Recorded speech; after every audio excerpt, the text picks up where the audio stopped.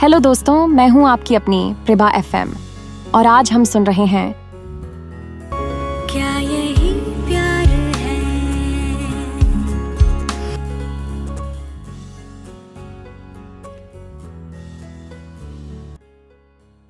प्रकाश, ये presentation miss Malhotra को तैयार करने के लिए बोल दो। वरुण अपने केबिन में प्रकाश जी से बात कर रहे थे। पर सर, प्रकाश ने थोड़ी हिचकिचाहट से कहा, मिस पिया तो अभी अभी ज्वाइन हुई हैं। उन्हें तो हमारी कंपनी के बारे में भी ठीक से पता नहीं है। तो वरुण ने भौहें सिकोड़ते हुए पूछा, क्या मतलब है तुम्हारा? मेरा मतलब ये है कि सर, प्रकाश ने संयम बनाए रखते हुए कहा, हमारे पास और भी टैलेंटेड और काबिल लोग हैं जो इस प्रोजेक्ट को भी अच्छे से हैंडल कर सकते हैं ना। वरुण सर, तो इस नई लड़की को क्यों? जैसे डिजिटल लाइब्रेरी प्रोजेक्ट को हैंडल किया गया, रिजल्ट क्या निकला? हमें बाहर के वेंडर को प्रोजेक्ट देने की नौबत आई थी। प्रकाश की बात काटते हुए वरुण ने गहरी सांस ली और बिना झिझक बोले, और विश्वनाथन प्रोजेक्ट, वो हम सिर्फ मिस मल्होत्रा की बदौलत क्रैक कर पाए थे। वो टैलेंटेड हैं, केपेबल हैं, इसीलिए मैं उन्हें ये प्रोजेक्ट दे रहा हूं। प्रकाश नजरें झुकाकर चुपचाप खड़े रहे। वरुण ने फाइल उनकी तरफ बढ़ाते हुए कहा, अब ये फाइल मिस मल्होत्रा को दे दो।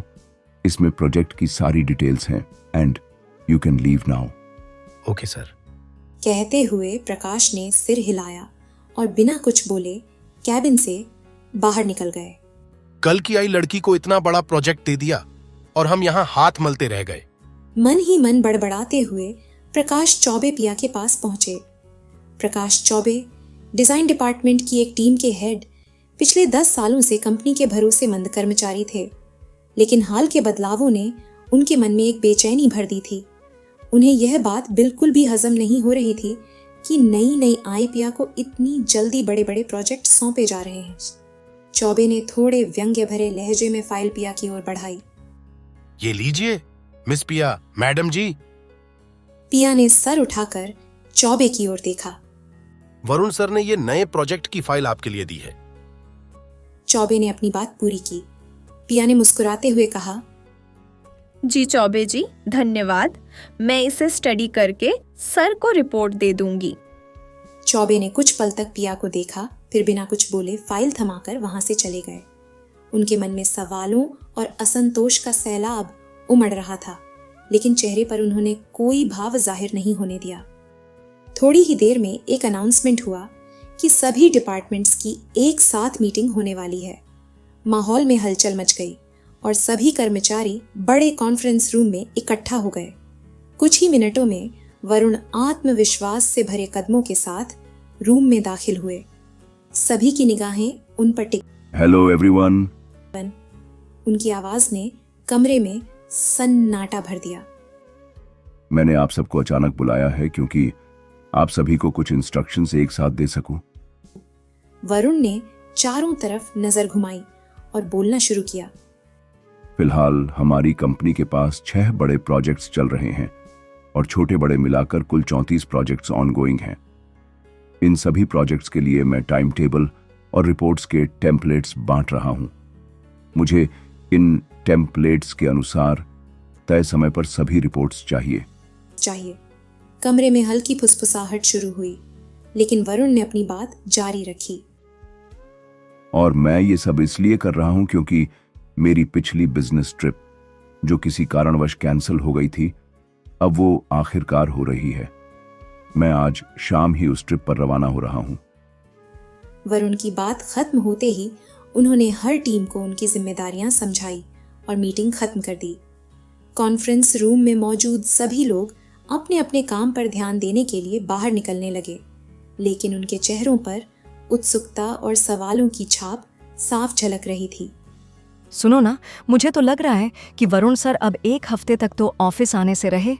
अरे नहीं नहीं, मैंने तो सुना है कि उनकी ट्रिप 15 दिन में खत्म हो जाएगी। सच में? हाँ बिल्कुल, मैंने तो डायरेक्ट उनके पीए गुप्ता जी से ही सुना है। कोई कर्मचारी आपस में बातें कर रहे थे। पिया पास से गुजर रही थी और उनकी बातें अनजाने में सुन ली। मन ही मन उसने सोचा, इसका मतलब पूरे 2 हफ्ते तक वरुण सर ऑफिस नहीं आएंगे। अच्छा है, थोड़ी शांति मिलेगी। आराम से मैं अपना काम कर पाऊंगी। पिया डेस्क पर बैठकर काम में पूरी तरह व्यस्त हो चुकी थी। तभी उसके लैंडलाइन फोन की घंटी बजी। हेलो। उसने फोन उठाकर पूछा। हेलो पिया मैडम जी। दूसरी तरफ से किसी अधेड़ उम्र के आदमी की आवाज आई तो पिया ने अनजान लहजे में पूछा। सॉरी, पर कौन बोल रहे हैं? अरे मैडम जी, आप तो हमारा आवाज भी भूल गई। मैं प्रकाश चौबे, आपका सीनियर। अभी पहचाना? अरे हाँ, माफ कीजिएगा, मैं आपकी आवाज पहचान नहीं पाई। बोलिए, कुछ काम था मुझसे? अरे नहीं, मेरा कोई काम नहीं था, पर शायद मैं आपके कुछ काम आ सकता हूँ ना। मतलब? मैं कुछ समझी नहीं। मतलब मैडम जी, ऐसा है कि सर ने जो नया प्रोजेक्ट दिया है ना, उसमें अगर आपको कोई मदद चाहिए तो बिना झिझक मुझे बोले। Oh, thank you so much Chaube जी।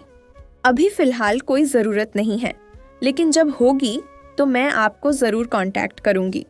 अरे आप तो शर्मा गईं। पिया मैडम जी, देखिए आप नई हैं और हम यहाँ 10 सालों से काम कर रहे हैं। हमारा तजुर्बा आपके बहुत काम आ सकता है। तो क्या बोलती हैं, हम आ जाएं आपके पास? आखिरी लाइन चौबे ने इस कदर गंदी और बेहुदा तरीके से बोली कि पिया का खून खौल उठा। उसका मन किया कि तुरंत जाकर चौबे को 2-4 थप्पड़ जड़ दे, लेकिन उसने खुद पर काबू किया और ठंडे लहजे में कहा।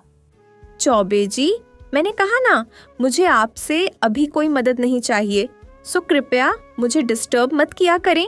यह कहते हुए पिया ने फोन काट दिया और गहरी सांस लेते हुए खुद को शांत करने की कोशिश की। अरे सुनो तो मैडम जी, अरे यार फोन ही काट दिया इसने तो। चौबे ने फोन के रिसीवर को रखते हुए सामने बैठे रमेश शर्मा को देखते हुए कहा। अरे ये मैना तो काटती भी है यार।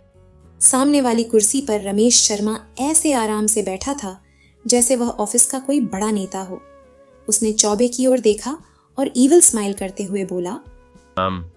कोई बात नहीं चौबे, काटने वाली मैना को जाल में फंसाने का मजा ही कुछ और है। दोनों ने एक दूसरे की बात पर जोर जोर से हंसना शुरू कर दिया। उनकी हंसी में एक अजीब सी साजिश की झलक थी। दूसरी तरफ पिया को इन बातों की जरा भी खबर नहीं थी। उसे नहीं पता था कि आने वाले दिनों में एक अनहोनी उसका इंतजार कर रही है, एक ऐसा मोड़ जो उसकी जिंदगी को बदल कर रख देगा। क्या ये